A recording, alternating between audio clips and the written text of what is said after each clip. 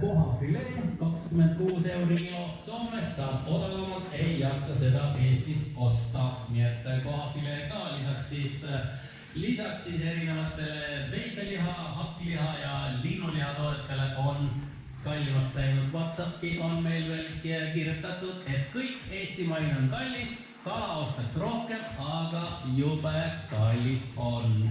No ega värske kalaga on nagu nii keeruline, et kõige parem, kui seda otse kalamehelt saab, aga kui pihta ei juhtu, ise perekonnas kalamehi ei ole, et eks ta siis selle värske eestimaise kala kättesaamine ongi keeruline.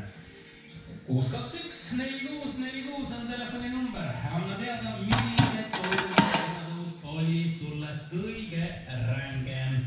Inimestele, kes proovivad WhatsAppi helistada, siis kõne me sealt hetkel vastu ei võta. Kõnest me ootame telefoninumbrit 621 4646. WhatsAppi kirjutage siis, kui tahate öelda, millise toidukauba hinnatõus oli teile kõige rängem. Meil on helistaja liin. Tervist!